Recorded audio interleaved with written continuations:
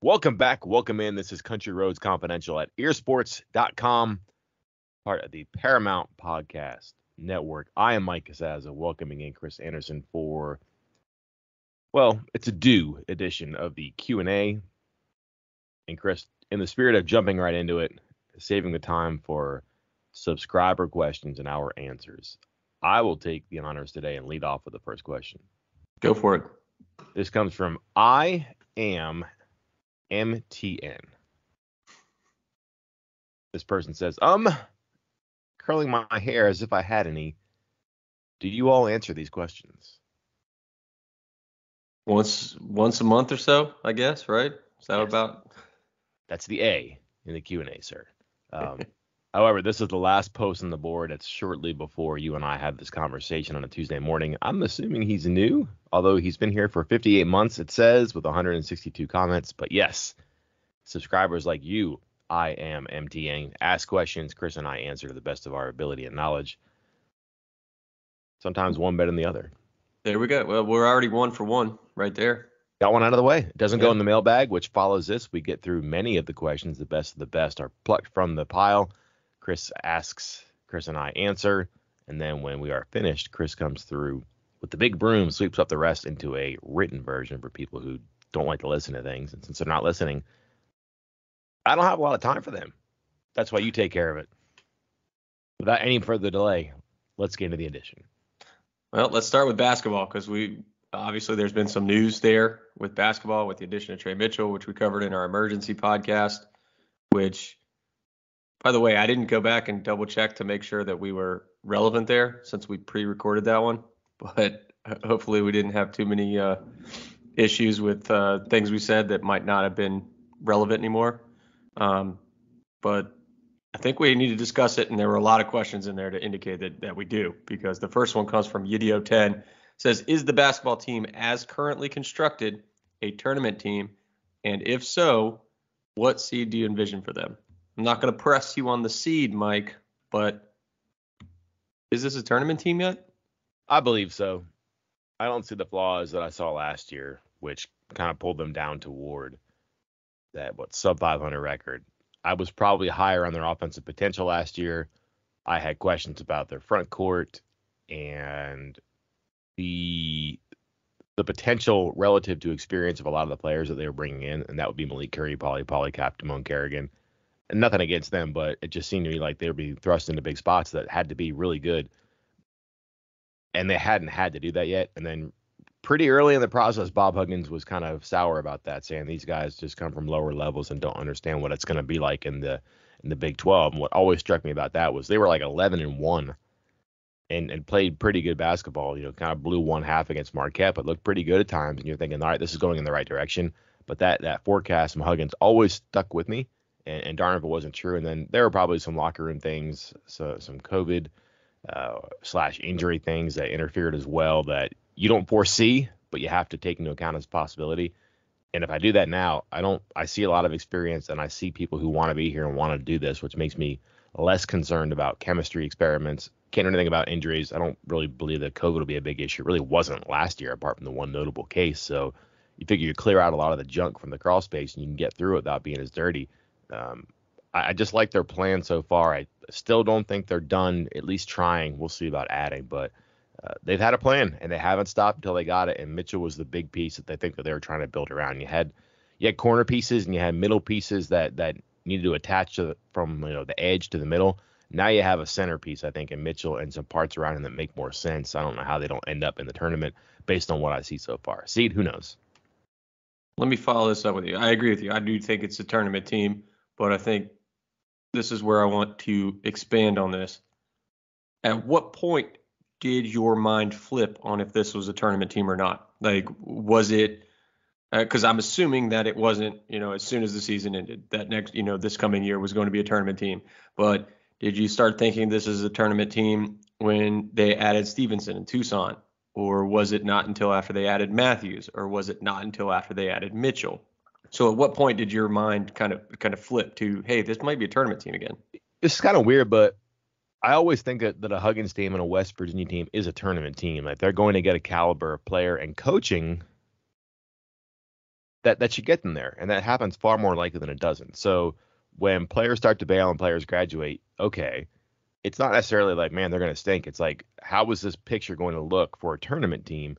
And then, like, we've been consistent about talking about this. They were going to get experienced players from Power Five conferences, and they had to have, 1 to 2 guards. They had to have 1 to 2 bigs, and they wanted a wing. And they went out and they got the guards, and say what you want about Stevenson and Toussaint, but I think that fits what they want to do. You have guys who are eager and who want to make it work, and who do want to be here. Toussaint's a really good example of a guy who's played competitively for good teams and wants a little more spotlight. That's okay. Stevenson fits in. I think he can do an impersonation of different needs for what the offense and the defense have. Matthews knows his way around here. I think he's a good glue piece. Wade and Bell seem like I don't know. We'll see. But frankly, they don't have to be as great right now when you add Mitchell. Mitchell would be the one that made me put my feet in the wet cement, I guess, because I just think he's that type of a talent they can get right. They wouldn't do this at this point unless they've done their homework and they're sure they can get a waiver and that they're sure he can be a contributor. I'm sure there have been conversations with him and his people and make sure this is going to work. That would be the one that put me over the top. But I was always going in that direction, and really nothing they did made me say, uh-oh, step back, move to the side, let's see where this goes, because I thought they were going somewhere with this. They were going to keep doing things until the picture looked right, and they'd done that up until, what was that, Friday with Mitchell. Right. And this was something I'm in full agreement here, because this was something I talked about I wrote a story. God, when was that? It was right after the season. It was a look back at Bob Huggins' history of quote unquote fixing it, and looking at the times that his team has finished under 500 and what happened in the year or two after that season. The first 2 times that happened to him wasn't his fault. It was his first year, I believe, at each of his stops in those instances. The second 2 times were his 2 times under 500 at West Virginia. This would be his third. And both times there was tremendous turnover in the offseason, but not in a bad way, almost like in a pruning. Like I'm not meaning this negative towards anybody that has left the program, but like pruning some of the bad limbs, the dead limbs, and trying to let new growth come in and adding new pieces. And I think that's pretty much what he's done. Again, like some pieces that left were good, but I think they brought in some new life and some better pieces that might make this a more well-rounded team, and one that's going to play his style and get them back into the tournament, because this is what he does. When things don't go right, it's all right, scrap it, let's start over, and tries to start over by doing not starting over literally from the ground up, but with new players that are experienced and can handle it. So I'm with you. I think this is a tournament team. I think this is something that you and I have been predicting he would be doing, a massive overhaul with experienced players. And here we are, and maybe not done, which leads us to the next question. If not Courtney Ramey, the other Texas transfer, then who, if anyone? Is there someone else we're targeting, or is it Ramey, or sticking with what we've got from Captain Earfan 3? I have 2 for this. I don't know if you want to go first because you might have 2 better ones or the 2 right answers. I'm not sure. Oh, mine are never better than yours, Mike. Go ahead. I've been obsessed with David Roddy for a while. And I know he's 6'6", 255, 260. And that may not scream guard. He's a guard. And he's just unlike anybody else. And if you look at their roster right now, like, that's a part that, again, few teams have, but you can make room for a guy like him. That's like, they could be small in the backcourt. And you're talking Kedrian Johnson, Joe Toussaint, Eric Stevenson, although he's not like, I wouldn't call him short or squat, but he's not 6'6", 255, right? And Roddy's the guy who shot a very high percentage from 3 last year. He's averaged about 3 assists across his career. He handles the ball. They list him as a forward. He's a guard, or at least he's guard capable. He could play 2. He could be a third guard. And he would be a matchup nightmare. Trouble is, he's probably a first-round draft pick, and it's not a given that he's going to be available. He's had his options of, I might go pro, I might go to the portal, I might come back. It's awful late in the game. But I've just always seen him, and if you haven't looked at him, look at him. David Roddy, Colorado State, just a unique player. There's no one like him, and I just think that he creates a lot of problems. Like, does West Virginia have problems? Yeah, maybe. I'll get to one in a second. But he causes problems, and you're going to have to match up with that, and good luck. He's a bull who can shoot and pass and handle, and I've just liked him for a long, long time. And then just kind of a weird thing, like we're one piece away, Chris, from completing the offseason for West Virginia, and you would say it's a player or a position maybe, not you specifically, although perhaps you would. But all I need, Chris, is excuse me, let me crack my knuckles here, crane my neck. Guys are making shots. And like I feel Umoja Gibson's out there and can do some backcourt things, could be on the ball, could be off the ball, and he's just offense off the bench. He can come in and hit 4 threes and a half for you. He could hit a couple of threes in like a 10-0 run. And I think West Virginia's people know his coach from UNT. They obviously know him from Oklahoma. I don't know why he's leaving Oklahoma, except that maybe he wants to do more than what I just described. But you're looking for a shooter who's still out there who would know the Big 12 and who could step in that the Mountaineers know. That's awful intriguing to me. I don't know that there's an option for West Virginia in either one of those cases. I don't know if they're really looking hard at other people right now.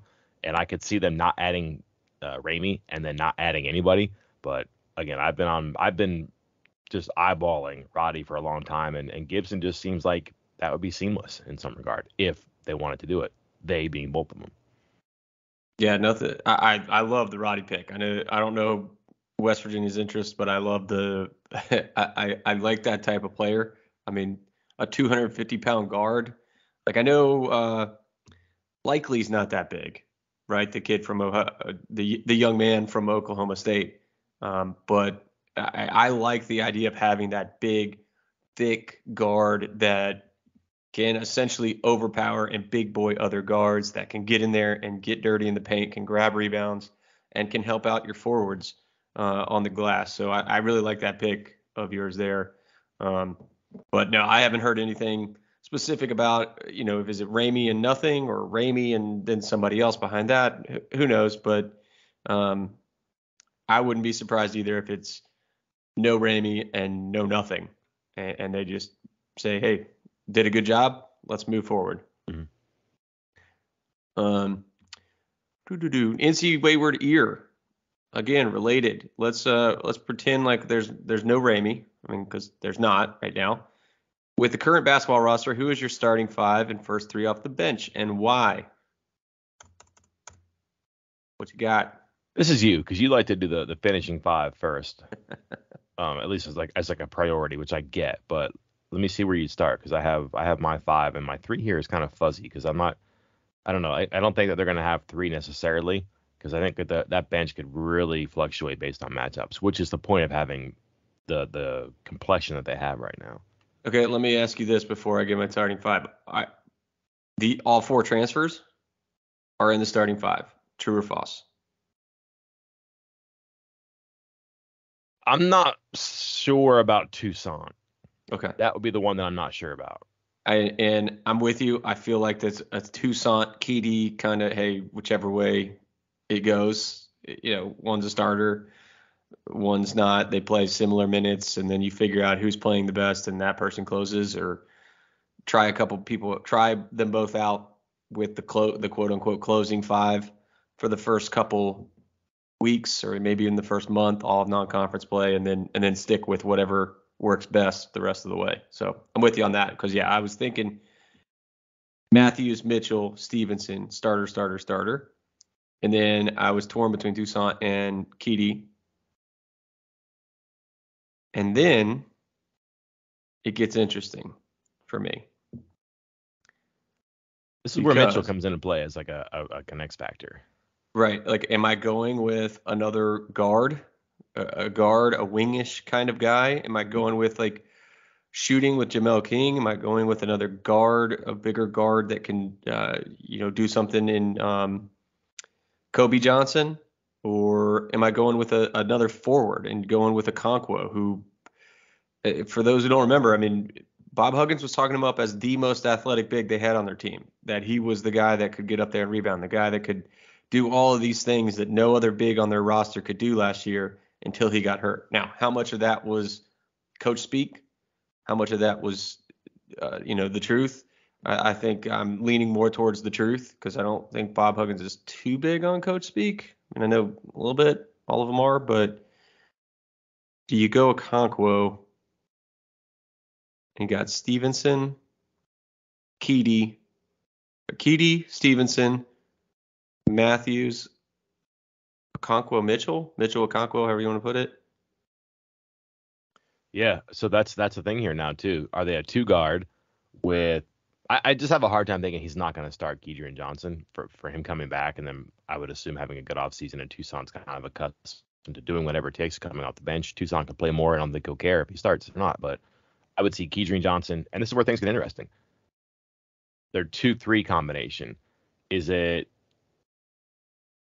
the point and then Stevenson Matthews? Is it the point Kobe Stevenson? Is it the point Seth Wilson Stevenson? Like, Stevenson's 6'4" and is an older guy who knows how to probably play bigger than he is, and he can probably mix match a little bit. He could play like the 2/3. That's interesting to me. And then, irrespective of that, 4-5. Is Matthews a 4? Is he a 3? So if you go two guards, Matthews can play 3, and then you're big because now your 4-5 could be Okonkwo Mitchell, Mitchell Okonkwo, whatever, or Mitchell Wade. Yep. Because Mitchell does have that 6'9", 220 to him. He's not 250. He's 220. And unless he balloons and has muscles and mass that he hadn't had before, at least recently, like that's a guy who can play 4. And now if you're 3-4-5, are Matthews, Mitchell Wade, Matthews, Mitchell Okonkwo, that's pretty big. That's pretty cool. And you might be able to get away with a smaller backcourt. And then if you're 4-5, if your 4-5 is dependent on the opponent too, you could do Matthews, Mitchell. You could do something even more traditional if you're going to keep Matthews as a 4. But Mitchell does give you some flexibility. So does Matthews. A 3, a 4, a 4, and a 5.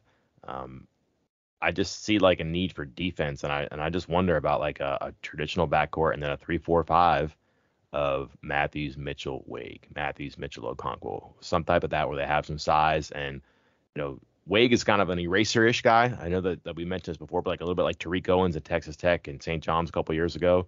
But if you go Matthews, Mitchell, Okonkwo, you're looking at 6'7", 6'8", 6'9" guys who can probably handle their feet around the perimeter and in the post and switch and do some different things. That's kind of intriguing too. And that leads to another question about the defense and what they're going to do. There's options. I just see like a 1-2 with the point and Stevenson, and then kind of a big 3-4-5 that can move around and do some things. I'm with you. I just don't. I think the point here is there isn't one answer. I don't think. Yeah, I don't think it could so be either. Different. I was gonna say, and Huggins is not one to really swap the lineups around a lot once the season starts. But so I think whatever you see towards the start of the year will probably be it. But I'm not sure there'll be an answer until the start of the year because I'm with you. Do you go 3 guard? You got Matthews at the 4. You got Matthews at the 3. However you want to do it. I think there's some flexibility, and that's a good thing. And I think you're going to see it swap around a lot in the game, but maybe not like for the first 5 minutes of the game because, again, over the years we've seen him, like for instance, start a guy, play him like 5 minutes, and then that's essentially it for the game. They're not, play 10 minutes or so for an entire game, but he's a starter, so he's not afraid to do that. So I think he'll find his 5 and flex it around as the game goes on to figure out what's best.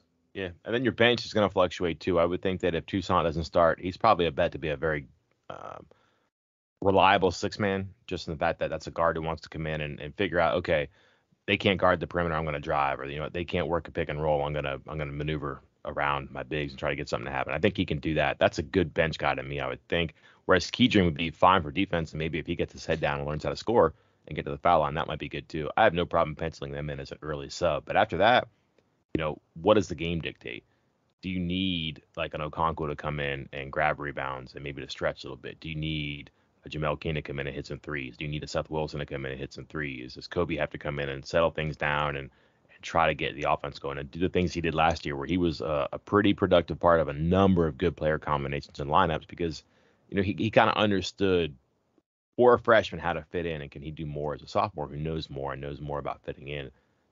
They're gonna have some options on the bench if they're refined and know their roles and their purpose. That you can maybe avoid some of the situations where you're caught at the floor with bad lineups and you get like a 12-2 run put against you. All right. Moving on to the next question. This one from Dan Proud. Kind of help us transition from basketball to football because it's a two-parter. Let's do the basketball part first. Who is the next assistant coach to get a head coaching job? And he gives football and basketball. Basketball being Larry Harrison or Eric Martin.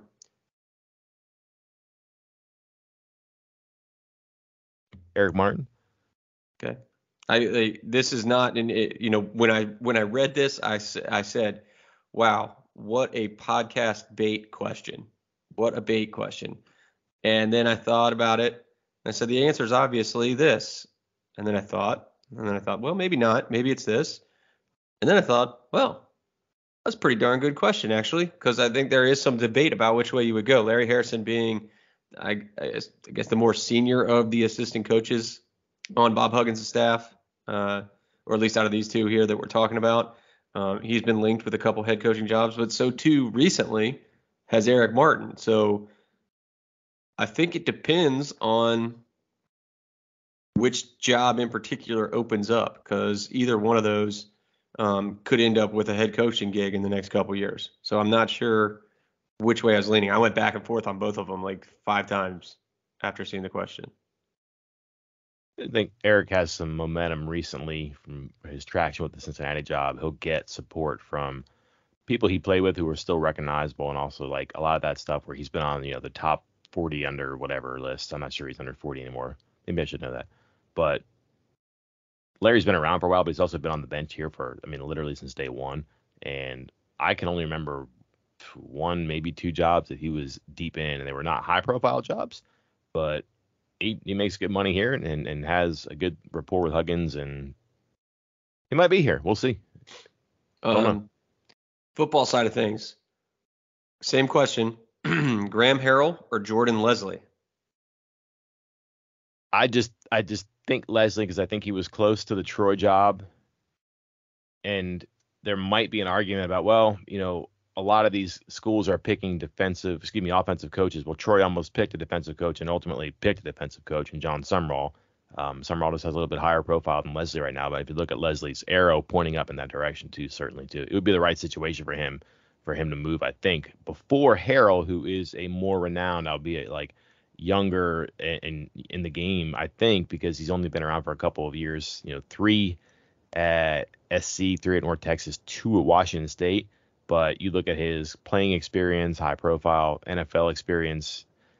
Listen, he was not a high profile player in the NFL. He was in some situations that certainly account for something.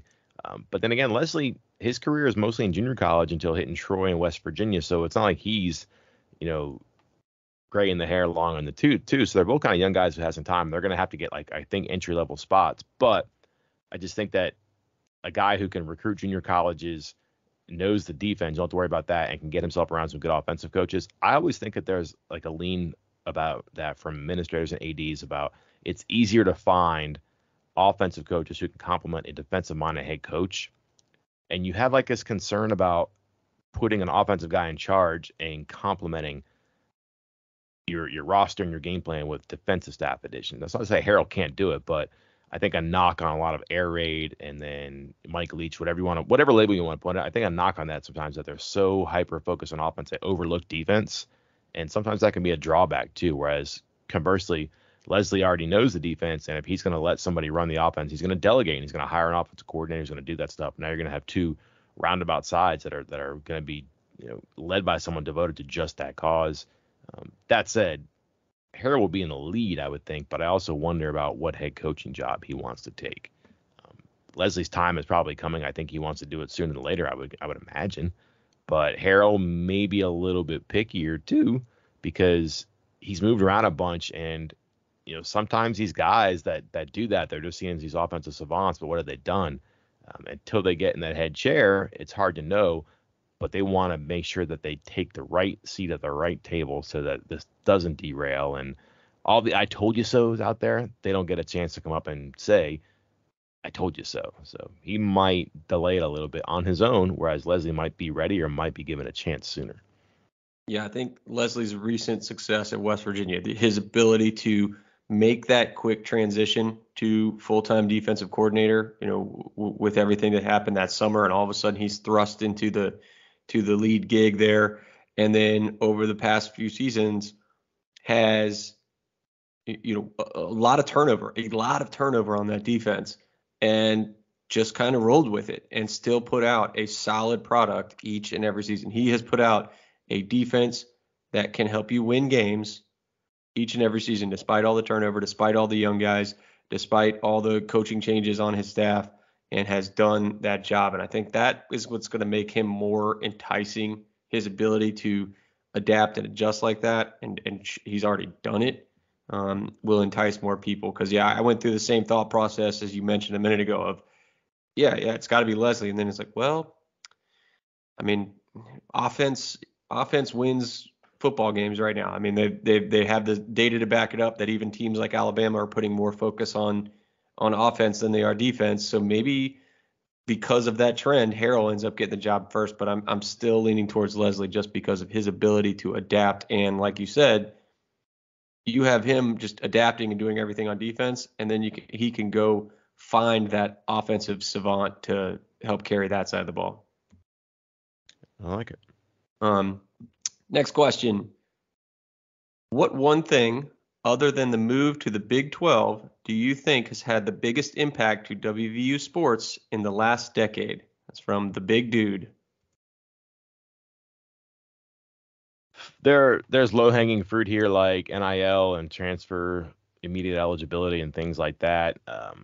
I thought about this one, and like the first answer that came to my head has been a topic lately, and I was like, well, that can't be it, so I backed off a little bit. So I'll give you my runner-up. The bond for construction for facilities is a really big deal. That let them plant some seeds and put up new stuff and improve stuff all over the athletic campus. And that's a big deal because their facilities were trailing. We've been over this before. Like, they had the worst football facilities. That's a bad thing if you're in a Power 5 conference. I'm not sure they still have the worst, but like if they're 10th or 9th, they're way closer to 1 than they ever were before. They don't have the nicest. They don't have top half nicest. I know that, but like the gap was such that it was not good. And when you won't take recruits to certain parts of your athletic campus because of the comparison they're going to make to places they've been or will be to, that's not good. You don't hear that anymore. So the bond and the way for them to fund stuff, that was a huge deal. So that would be a big one for me. My pick with that would be baseball and just the commitment to baseball.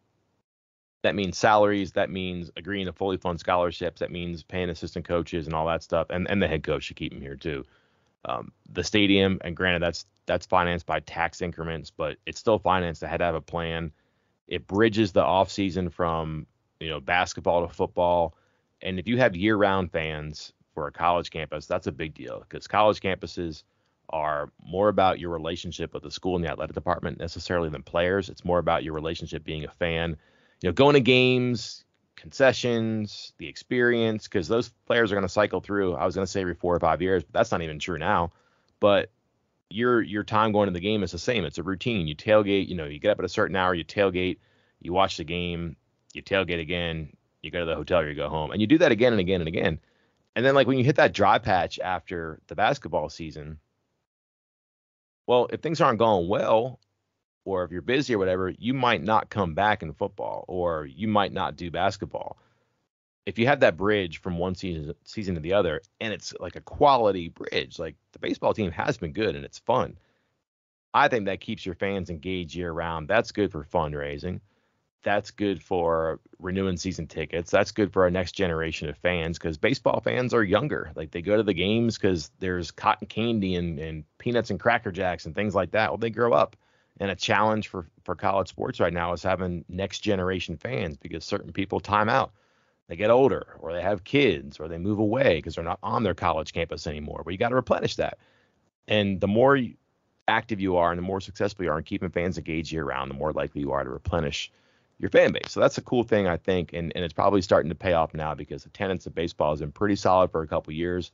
Has it made season tickets in football better? No, that's not happening anywhere. So maybe the drop off hasn't been as severe, but now you're also seeing like people who are more engaged in baseball, and then as such in WVU, well, does that help when the volleyball team is good or when women's basketball is a new coach and they want to get attendance up?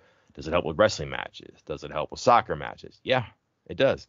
Because now you're part of the fan base. You're not a fan of football. You're not a fan of basketball. You're a fan of West Virginia. This probably isn't at the finish line yet, but I think that was a goal. And to see this so far down the line right now, I think 10 years. It's a pretty big difference, I think, when you step back and look at what it was and what it is, just for all the fan bases. And the one thing that's really changed is baseball, because they invested in it, they made it a pastime, forgive me, but by doing so, they accomplished other goals, which was to get fans more involved more frequently. And then, once you get inside, you look around, you're like, well, hey, this is fun. Let me go to a wrestling match. Let me go to a volleyball match. Let me go to a soccer match. So maybe imperceptible, but to me, as a reporter on these things, that's a noticeable difference for me. I like the big picture look to the health of the ecosystem, if you will, because Yes. I think that's the right answer. I'll take the other angle and go more big money sport specific and its impact as it rolls around. And I think I'm going back to, it's going to be oddly specific, but the fourth quarter of the 2018 game against Oklahoma State. Because we're talking the last 10 years. So this goes back to 2012. Now, 2012 could have been a tremendous year, but I mean, there's no one specific game. I mean, the Texas Tech game, I guess you could say, but really the whole thing went off the rails for the second half of the season. But you look at that Oklahoma State game in 2018. West Virginia is ranked inside the top 10 at the time. They are one of the teams that everyone's talking about. I mean, they were literally in like the college football playoff ranking things that they were releasing, the rankings that they were releasing. And if West Virginia wins that game, they are automatically in the Big 12 championship game, no matter what happens in their final game of the season against Oklahoma. No matter what, they are in the Big 12 championship game for the first and, as of right now, only time ever. Instead, I think it was a 94% chance, like looking at those, ESPN in-game win probabilities. They were up 2 scores in the fourth quarter, and things just fell apart. They couldn't stop anybody. They couldn't get first downs all of a sudden. And that was when it kind of just like went sideways. And once that happened, they lose that game. Then they have to win Oklahoma, but they don't. They lose that one in the last second. They're out the Big 12 championship game. Instead of Will Greer throwing passes to David Sills and Gary Jennings in the Big 12 championship game and a big extension for Dana Holgorsen, it's Jack Allison throwing passes to Quincy Hall in the Camping World Bowl against Syracuse. And that's the end of the Dana Holgorsen era. Yeah, that happens. I mean, I don't want to say that you win that game and all of a sudden Dana's still around and then none of whatever happens the last 3 years happens and this team gets back on track in a different way. And, I don't know. But then it ends up with everything happening with Holgorsen leaving and then him ending up at Houston and all of a sudden Houston's back and then Houston's in the Big 12 now. I think there's a lot of dominoes from that one loss right there at the end of 2018, a game that a lot of people just kind of forget about when that was extremely impactful. That would be the micro, right? Yes. I like it. That's a good one too. I mean, that's a specific one that sticks out to me as well. It's like a moment, a game, an interchange in the path, and that's an impossible one to ignore. One of those sliding door situations, one slide open one way, a whole new timeline, if you will. Yep, speaking of new timelines and sliding doors, this was, you and I both picked this one out to answer on the pod. And maybe, do you want to end on this one? I was going to end on this one, unless you had something else you want to talk about. This is the national championship question. Go for it. Okay. This is from GA Mountaineer 15. What would have been more important for the WVU football team's trajectory and why? Winning the 88 or 2007 national championship? 07. Next question. Good. Oh, So it's no question to you.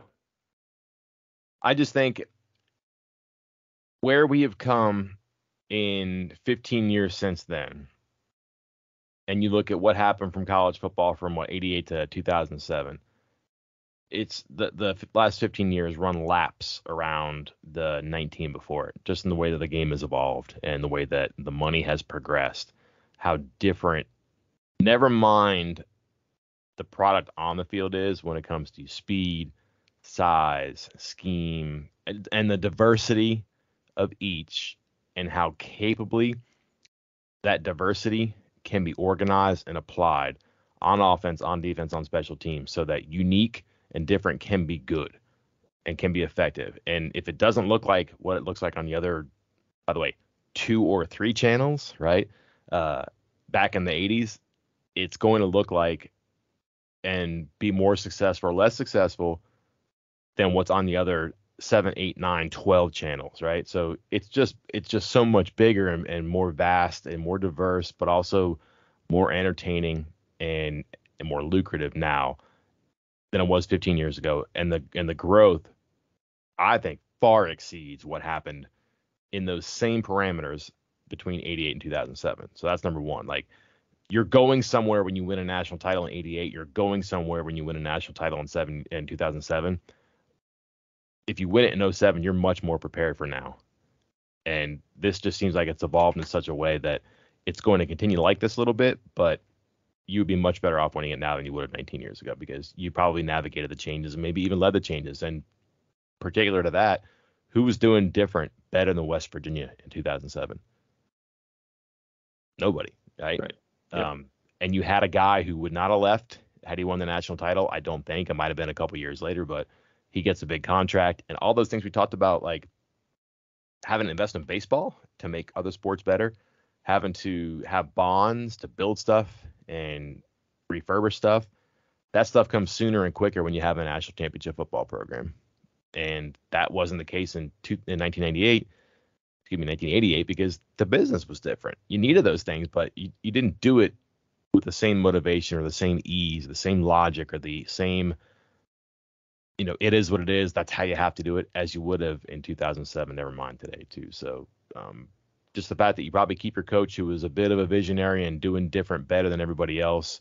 And then if you take the program that does more with less and you give them more, there's a lot of potential there that probably takes you into the next generation and takes you further than a similar or parallel or identical conquest would have taken you in 1988. All right. I think I'm with you.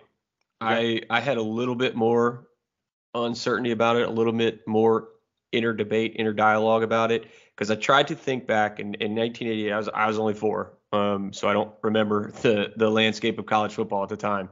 But I was trying to think of what that had to deal with as far as timing on conference changes, conference realignment, TV deals, because some of these teams, as we've seen over the years, and it's more than just a one-off, I think, because, Washington won or claimed half a title, and nobody cares about them. Colorado claimed half a title. Georgia Tech claimed half a title. Nobody cares about them. No offense to those programs, but that was around that time, right around 1990, I believe it was Colorado, right? And that doesn't hold up. People don't think, hey, national champion Colorado in 2022. That's not how people think right now. So that wouldn't stick like I would. Like because we give teams a hard time, like Pitt, for instance. How they have this vast history of college football, but so much of it happened so long ago that no one should care, but it still helps hold them up in the world of college football. No one would ever think of not including Pitt, for instance, in, if the top teams separated. Like, yeah, Pitt's in, of course. And so I think if you have that national championship in your back pocket early on, you can hold on to it. But I guess that would be even more true if it happened in 2007. And I don't know if there were that many changes coming to realignment, because I think West Virginia was independent in 88, right? Like, they didn't join the Big East until a couple years after that. And that might have already been set in motion even before that national championship game. So I don't think that would have had an impact. But that's where I was going. That's the only reason I had a debate. I didn't want to make a quick answer because my quick answer was 2007, just like you, like no doubt, not even a question. But I wanted to think more about the conference realignment, the TV deals, establishing a blue blood, a light blue blood, a teal blood legacy, like way back, like some of these programs have. But I just don't think it sticks if it's a one-off type of thing. You have to do it a couple times, and if it's just 88, that's just once, and people forget about it eventually. So yeah, I think 2007, with how drastically things have changed in the last 15 years, as you noted, it would be far more impactful. Keep Rich Rodriguez around longer. You get another year of Pat White, Noel Devine all together in 2008. The following year, I don't know if you're running it back, but you're going to have a lot of publicity around that. And all of a sudden, if you're running it back with a national championship team coming in likely with a top 10 ranking, your coach back on a big new contract extension, Pat White, Noel Devine putting up ridiculous numbers, then all of a sudden that snowballs into getting some big time recruits because you're like, holy cow, look at these guys doing it again, and they're crazy, and this offense is awesome. And yeah, maybe it snowballs into something else that's even better, and maybe West Virginia is getting that look into the ACC instead of the Big 12, and so on and so forth. So I'm with you. 2007 is the answer. 88, they go 11-1. 89, 8-3. 8-3-1. That's pretty good. 4-7, 6-5, 5-4. If you win a title, do you get a recruiting bump back then that carries you much stronger through 4-6, 6-5, 5-4-2? I don't know if you do as much then as you do now. Correct. And then my point there being 07, 11-2, 9-4, 9-4, 9-4, 10-3. Pretty good. You might legitimately win another. If you win a title in 07, it might prompt you to, and Rich Rod sticks around, because I think we all agree that the issues with those, especially the 2010 team, was the offense had stalled out under Jeff Mullen. Mm-hmm. If you keep that defense, which I think it was the 2010 one, was like one of the best ever for West Virginia as far as statistically. And you put it with the Rich Rod offense. I mean, you're not going to have Pat White that year because he would have already graduated, but still, you might end up in, I guess it's not BCS, whatever the top bowls were at the time, again and again and again. And then all of a sudden you have like 4, 5, 6 BCS bowls in like an 8-year period. Yeah, you don't have like UConn representing the conference. Right. Because, exactly. You're not losing to Syracuse 10-7 in the Carrier Dome or whatever it was. You're not putting a new coaching staff in 2008 that says we're going to win games, 20-13. We're going to be balanced. We're going to strive for, run pass splits and run pass yardage and all that stuff. No, you're going to have a guy who's going to keep his foot on the floorboard and try to play like his hair is on fire. And it would have kept going. And you're right. So like those thin years after the 88 appearance, and they do get back, by the way, the number I didn't mention was that they got back to at least around the stage for the national championship conversation in 93, right? Yeah. Has not happened here since then, but pull the rug out after that 07 season. And if the rug is still there, you got your foot and you probably go somewhere. And you're right. They're probably in that conversation because like the Big East was still around for a couple years and they were still getting the BCS bid. So you're going to be in those high level games. And then who knows how many Big East games you're losing if you're winning a national championship and recruiting to that. Like how many Big East games are you winning? You're right. definitely the number one recruiting class in the Big East year after year after year, right? Yep. Because a lot of players are like, wait a minute, I can get to a BCS game and be in a national championship conversation every year by signing at West Virginia instead of, I don't know, LSU, Florida State, whatever, who might have been the competition for services back then in a more powerful conference. I think that would have been influential. And hearing you talk, that's a dynamic that I think did not exist in 88. That's not like a logic exercise that players went through where now they do, because that's what recruiting is. Recruiting is so much more different now than it was back then too. And it's such a key that I just think you're better served by winning one in 07. Well, I'm glad we've come back around and agreed on something again. Good time to finish. Yeah, it is. Agree? Just keep Agreed. agreeing them. And for the rest of the questions, again, I will tackle those in written form. I will post those. Let's see, it's Tuesday morning. I'll probably post them Wednesday morning, the rest of the questions, and those will be there for everybody to read, including questions on Batman movies. I believe somebody asked me to list every single leader in each statistical category and name every Big 12 award winner. So I'm going to have my work cut out for me on the written form. Be a long one, but a good one. Yep. Much like this podcast. As always. Until next time, I'm Mike Casaza. And I'm Chris Anderson. We'll talk to you later.